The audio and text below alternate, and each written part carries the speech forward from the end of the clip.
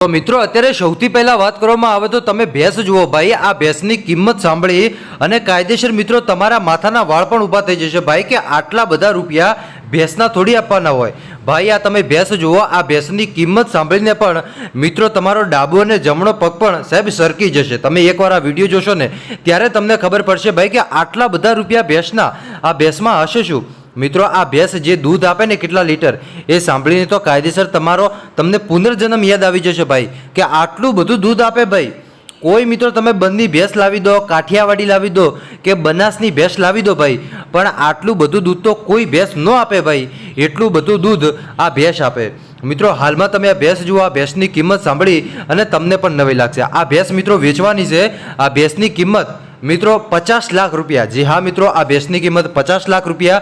જો તમારે આ ભેંસ ખરીદવી હોય તો તમે ખરીદી શકો, નીચે કમેન્ટ કરી શકો ભાઈ। હું તમને એડ્રેસ આપી દઉં કે તમે કઈ રીતે આ ભેંસ ખરીદી શકશો ભાઈ। 50 લાખ રૂપિયા ભેંસની કિંમત ભાઈ। આ ભેંસ દૂધ આપે મિત્રો 2 ટાઈમનું થઈને 100 લીટર।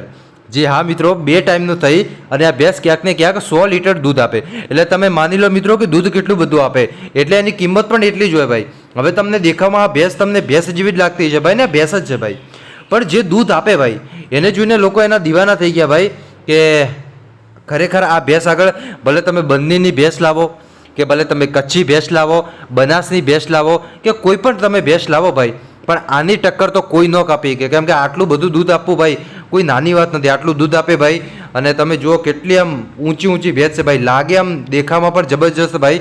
એટલે 50 લાખ રૂપિયાની કિંમત।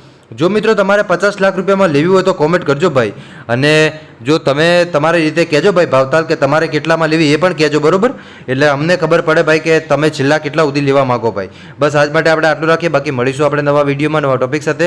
ત્યાં સુધી બધાને જય માતાજી, જય દ્વારકાધીશ। આગળ પણ આવવાનો સપોર્ટ કરતા રહીજો। ધન્યવાદ।